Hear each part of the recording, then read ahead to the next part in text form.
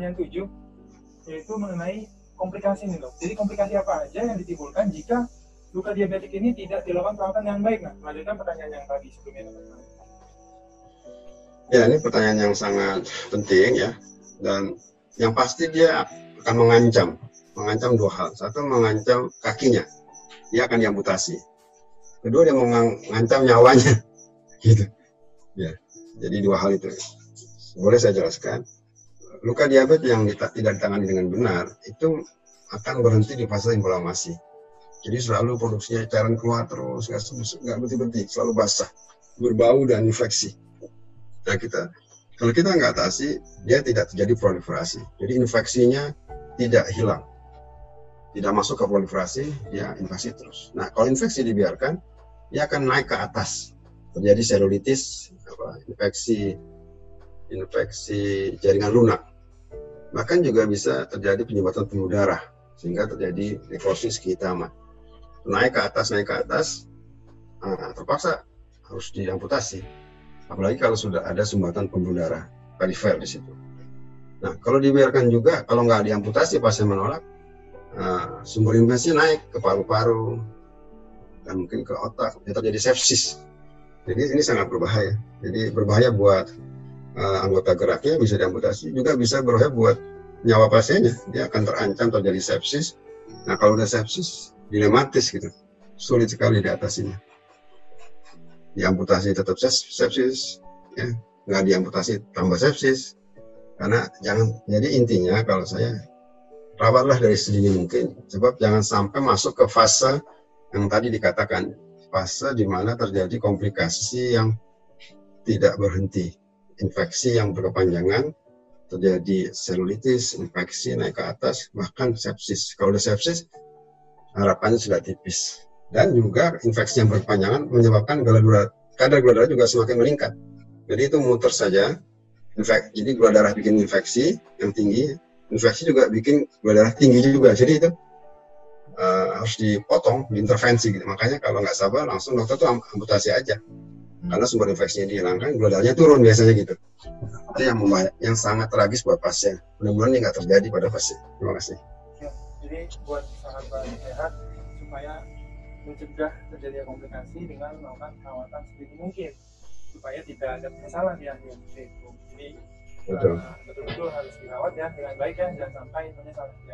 Baik, kita lanjut ke pertanyaan ke-8. Apakah penyakit ini dapat disembuhkan atau tidak? Betul-betul sembuh gitu dok, seperti semula. Baik, jadi luka diabetes ini sering berakhir dengan amputasi. Kemudian dengan proses belajar yang panjang, tadi saya memahami bahwa kita tidak bisa membantu hanya di atas permukaan. Jadi misalnya lukanya basah, kita keringkan, kita rendam, kita kasih kasa, itu nggak cukup.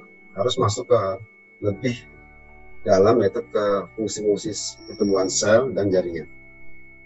Gitu. Kebetulan saya belajar tentang teknik rekayasa jaringan. Kalau kita menggunakan kombinasi penggunaan sel punca, kemudian juga scaffold dan juga growth factor, itu akan membantu memperbaiki aktivitas sel yang tadinya rusak menjadi baik. Aktivitas sel yang rusak karena ada intervensi rekayasa jaringan, dia akan membaik sehingga produksi dia juga bagus, proliferasinya dan pembentukan matris jaringannya juga bagus. Itu insya Allah akan sembuh. Beberapa kali saya merawat pasien bisa sembuh sempurna selama 2 bulan insya Allah. Ada harapan sembuh, tapi tadi ya kadar gula darahnya terkontrol dan harus ada intervensi mengembalikan disfungsi, mengembalikan fungsi sel kembali normal. Kurang lebih begitu. Oke, jadi memang masih ada harapan untuk sembuh secara sempurna nih. Jadi nggak usah cemas, stres yang mungkin bisa mengakibatkan tubuh juga nggak baik. Jadi segerakan untuk merawat dengan segera sedini mungkin supaya harapan kesembuhan secara sempurna masih bisa didapatkan. Karena memang tadi yang Dr. Basuki bilang, sembuh secara sempurna masih mungkin untuk diusahakan gitu.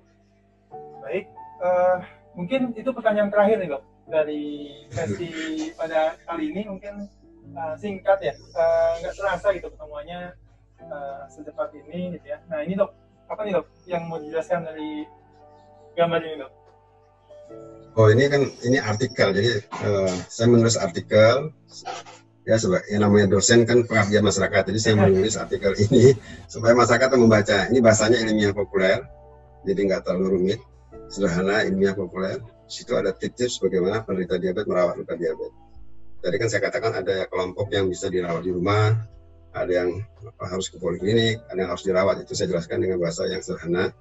Itu bisa dibaca di Republika. Bisa diketik di googling, itu insya Allah akan keluar. Begitu. Terima kasih. Jadi sahabat sehat punya dua pilihan nih, mau baca secara tekstual ada di sini republika.co.id, atau juga bisa menonton video ini gitu. Nah itu aja mungkin pertemuan pada sesi episode kali ini mengenai penanganan luka diabetes di masa COVID-19 ini. Mungkin kalimat penutup itu dok dari dokter sebelum kita salam bela negara. Ya, terima kasih Mas Fahri, ini moderator yang baik. Pada intinya kita bisa ya, memang kita bisa asal kita berilmu. Dengan ilmu itu kita bermanfaat, dan kita, pesan saya, marilah kita pahami masalah luka itu dengan sebaik-baiknya, sehingga intervensi kita juga bisa berkualitas. Tidak menganggap sepele masalah luka, karena kita perlu belajar dengan baik supaya kita bisa intervensi dengan baik. Dan marilah kita berdoa supaya kita terbebas, sehat selalu. Semoga pandemi ini segera berakhir. Terima kasih atas perhatiannya. Mohon maaf kalau ada yang kurang berkenan. Assalamualaikum warahmatullahi wabarakatuh. Waalaikumsalam warahmatullahi wabarakatuh. Baik, sahabat sehat, ini adalah akhir dari episode 1 kali ini. Kurang lebihnya mohon diberikan dukungan sebesar-besarnya. Jika memang video ini bermanfaat untuk sahabat sehat ataupun keluarga yang membutuhkan, silahkan untuk share atau membagikan video ini secara lebih luas lagi, supaya banyak saudara-saudara kita yang belum mengetahui bisa lebih paham tentang hal ini, bisa lebih concern tentang hal ini, sehingga kejadian-kejadian amputasi atau komplikasi lainnya yang bisa berakibat fatal pada diri seseorang bisa lebih diminimalisir. Itu sebentar, terakhir sekali. Oh, iya, jadi video ini bukan pengganti dokter ya. Oh, iya. Video ini bukan pengganti dokter, jadi saya mohon maaf pada para pendengar, kalau kurang jelas silakan konsultasi kepada dokter Anda. Ini hanya video pembelajaran, tidak bisa menggantikan fungsi dokter. Terima kasih. Baik. Ya, kalau misalnya mau bertanya lebih lanjut mungkin teman dokter Basuki silakan nanti bisa kontak beliau gitu ya. Kalau memang masih kurang jelas nih. Atau boleh dok mengisi di kolom komentar mungkin ya kalau misalnya ada yang kurang jelas ya. Boleh. Nah, ya. Dan mungkin ada saran untuk judul selanjutnya, boleh banget di kolom komentar. Siap. Untuk memberikan masukan kepada kami gitu. Baik. Salam bela negara dulu ya dok. Ya. Oke, 1.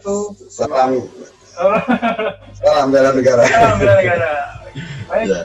Kami pamit, saya selaku moderator Fahri Dalanis, dan terima kasih kepada narasumber yang telah memberikan begitu banyak ilmunya dan begitu luar biasa ilmunya. Semoga bermanfaat kita semua. Kami pamit undur diri. Wassalamualaikum warahmatullahi wabarakatuh. Waalaikumsalam warahmatullahi wabarakatuh.